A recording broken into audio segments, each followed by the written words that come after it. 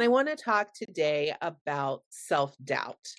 I think self doubt and caregiving really go hand in hand together. Making that switch from being the child to a parent role, maybe taking care of your parent, or if you're caring for a sibling. Sometimes you can't be peers. Sometimes you have to be more of a parent. So all of this can riddle us with self-doubt and with worry. And you don't want to offend your loved one that you're trying to help. But at the same time, you're seeing that they need some help and you're trying to take steps to help them. And you might be thinking to yourself, one day I was just offering extra help, making a meal, doing few chores for them. And then all of a sudden, now I'm feeling this weight of caregiving where I'm helping them with medical decisions. I'm helping with up leveling care. I'm, spending more time there maybe than you had ever anticipated. And you might even be consider a change of environment for them. So, I want to start out by saying that there is no right or wrong way to care for your loved one. Now, the only caveat is if no one is caring for your loved one, and that can become neglect, right? Or even if you see abuse, right? Those are the only wrong ways. Somehow we have to get our loved one the care that they need. And that doesn't mean necessarily that the whole brunt of it has to fall on our shoulders. But if you are the primary caregiver, you get to decide what is appropriate for your loved one and yourself. And notice that I didn't say what is right for your loved one, because there are many ways to care for an aging person or a person with a debilitating disease. Just like you might go to the doctors for a second opinion for a medical condition, you're expecting to hear another point of view. And so there can be many points of view in how to care for your loved one. Everyone who takes on that caregiver role can do it in a different way and might have a different thought on how to do it. So, I want to talk today about the self doubt that can come up when we're helping to make decisions, whether it's decisions on how much we help, how we help, or decisions on actual medical necessities for your loved one. So, let's talk about self doubt to begin with. What is self doubt? Well, self-doubt is a lack of confidence. It's questioning yourself in whether you're doing what you're doing, whether it is right, right? You're judging your own decisions. Have you recently asked yourself questions like, should I increase my visits? Should I begin cooking for them? Should I go to the doctors for them? Should I help them pay bills? If you are thinking about those things, then you're noticing that something is changed and that they're not necessarily making good decisions, or maybe they're not making decisions at all. And you may be experiencing some self doubt about actually stepping in because maybe your loved one is really reluctant to accept the help. Right? They see it as a way of giving up their independence. And so, they shy you away. They might even argue with you, right? They don't want to admit that they might need or could use some help. And even though accepting help might allow them to have independence a little bit longer, sometimes it's really hard for them to see that. Assistance isn't taking away all of the independence, it's allowing them to be independent.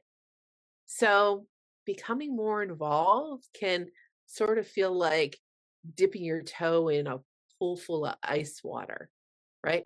One day it warms up quickly and you're fine, right? They accept your help, they allow you to do some things, everything is copacetic. But then there are those days when you feel like you can't jump out of that ice water fast enough. They're angry, they're agitated, they're yelling at you, and they might even be belittling you, right? All in that fight for independence. That's that resistance that you're coming up against, right? They might even be resistant and even discussing the idea of extra help or even plans for the future as you see some changes happening and you want to think about, "Ooh, where should we go?"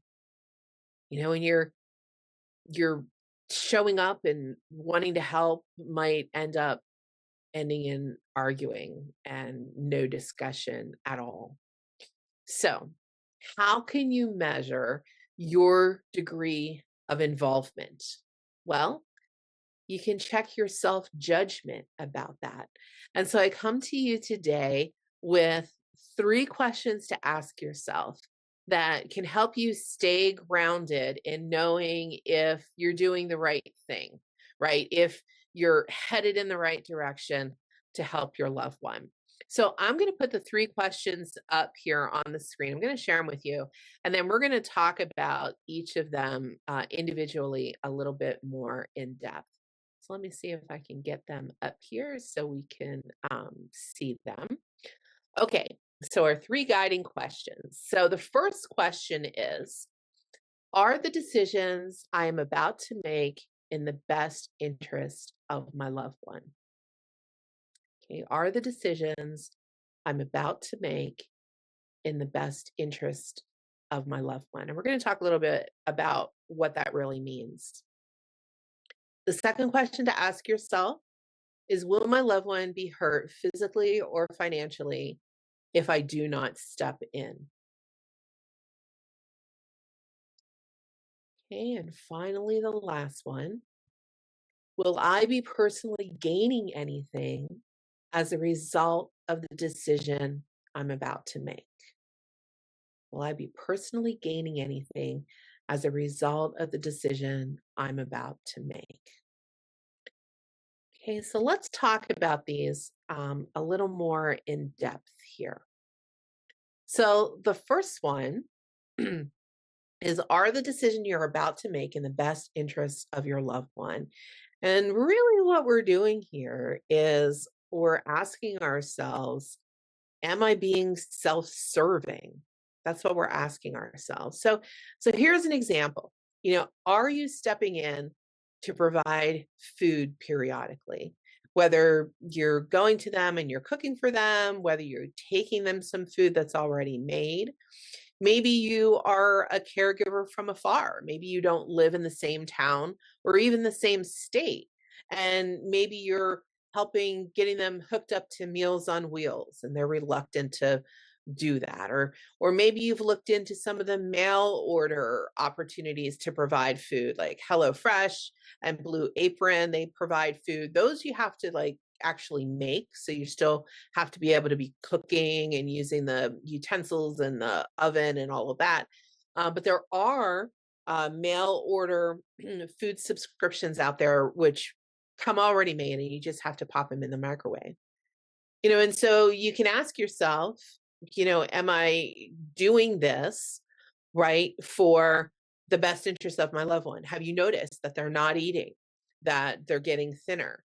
Some of the cognitive decline can be as simple as hydration, not getting enough water or not getting enough nutrients. How about this one? Are you deciding that maybe more chores around the house need to be done, that they can't do them themselves, your loved one? And maybe you're looking at lawn care, or snow removal. We're coming up into the winter season as I'm recording this. Mm, You know, are you doing that for them or are you doing that for yourself? And if your first instinct is, well, I could do it if I had time, well, if you could pay somebody to do it, you're still caring for your loved one. You're providing the service that is helping them. This was a huge point of contention with my father. He always did the lawn care himself. He had his little John Deere. He would go out there, but it wasn't really in his best interest. He could get hurt doing it. My father had lung cancer. He was on oxygen. Carting an oxygen tank on the mower on a hillside, not the best decision. How about this one? Are you offering to help bathe them? Are you helping to prevent slips and falls and injury? Right? So when you're doubting yourself and they're putting up a fight that, they haven't bathed in a week and you're trying to get them to bathe and they're arguing with you and you think to yourself, should I even be doing this? Should I just let them go? You get to decide, am I doing this for their own good? Is if them not having a bath or a shower today, is that going to change things for them? And if you say no, then okay.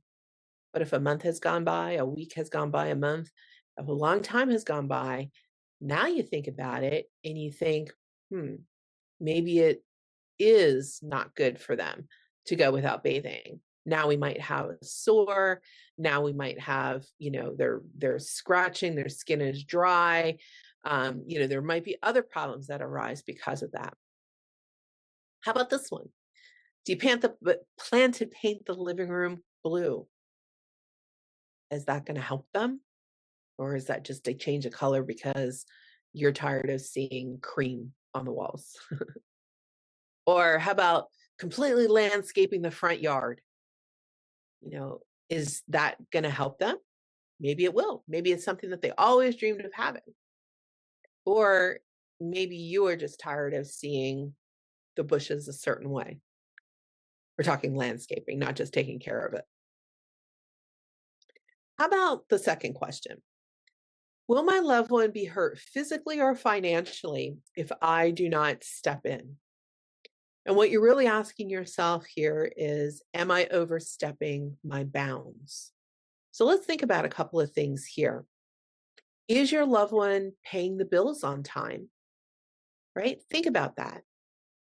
If your loved one, and this was a big point of contention with my father as well, he hung on to that checkbook. Nobody was going to pay his bills until the time that he had to be in rehab for 2 weeks. He had a hospital stay. That hospital stay might have been about a week itself. And then he was sent to rehab. So the better part of the month had gone by and the bills needed to be paid. And that wasn't something that my mother ever did. Right. So I had to step up to help pay the bills. And at that time, luckily, we had power of attorney in place. So I could just, write them and mail them and all of that. But when my father returned from rehab, he wasn't allowing me to, or he wasn't sure about allowing me to continue to write the bills, although it was very convenient. And I could tell that he liked that. But he still wanted to have some control. And so when I would write the checks, he would have to inspect them to make sure that I wrote it correctly and compare it against the bill. And he would check the envelope to make sure I put the address on right. And I allowed him to put the stamp on and lick it, right? See, it's all about that independence as much as it is, helping them. How about this one? Has someone been asking your loved one for money and you feel that you need to stop it? A lot of thought, self-doubt can come up. You could be thinking, I should stay out of it. Maybe it's a sibling. And you're like, I should stay out of it. I shouldn't have anything to do with it. But ask yourself, will my loved one be financially harmed if I don't step in and say something? And that could just be a conversation between you and the sibling or you and the person who's asking for the money, not necessarily overstepping your bounds. Do you need to help them with laundry because your loved one doesn't have the strength to do it anymore? This was a big point of contention for my mother. She was a housewife most of her life. That laundry was pristine, and that's the way that she did it. She took pride in it. That was her fight for independence, that she didn't want to give up going down the stairs to the basement to do the laundry and stand down there in the damp folding the laundry, right? Will they be physically harmed if I don't step in? Yeah, they could fall down the steps. I mean, in the end, it was the basement where my mother fell and essentially face planted into the cement wall that sent her into rehab for the last time. And finally, we had to move her to assisted living, right? She wasn't using good judgment and not going down there. I had to step in. Do you have to shut off the gas to the stove because they're leaving it on? Now, newer stoves today have a lot of mechanisms to help that, but still, if the flame is still on, my goodness, right? That's dangerous. You have to take away the car keys. Oh boy, this is a biggie, right? This is a biggie. Inside my membership, we have checklists and guides and tip sheets to help you with these kinds of questions to evaluate if you have to take away the car keys. And a whole lot of people can be talking in your ear saying, hey, if they want to drive, let them drive. And you as a primary caregiver can think, yeah, what happens if he runs into a tree? What happens if he runs into another person? You get to make the decision about that. Not an easy one, but you get to make the decision. Should you stop allowing your loved one to go for walks by themselves? Are they starting to wander? Are you suspecting that they're getting lost on the way home? Or maybe it's just going down the front steps is dangerous for them, or the uneven sidewalks. And maybe you're thinking about bringing in a caregiver to help them some in the afternoon with something like that, or you yourself. All right, third question to help us stay grounded and whether we're making the right decision to help out is, will I be personally gaining anything as a result of this decision? This is where we're wondering if we're being selfish. We might even have somebody, a sibling, a relative, a friend, who's more than happy to say that we're doing things out of selfishness for our own needs. So ask yourself the question, right? Will I be personally gaining anything? Is it time to sell dad's car? That could be one way to get him to stop driving and not have the car there. But maybe you need the money to help pay for some extra care that needs to come in. Or maybe you're looking at moving him to a facility. Is it time to discuss power of attorney? Oh my, this is a big one. I talk all the time with my clients about power of attorney. In the membership, we even have the guide on knowing the 6 different types of power of attorney, because let me tell you, if you don't have the right one, you're not getting anywhere. Super important. Is it time to sell the house? Wow, this one can be a hard one. I had to go through selling what was the only home I knew as a child, right? And when I moved my mother into a facility. And a lot of relatives can have a lot to say about that.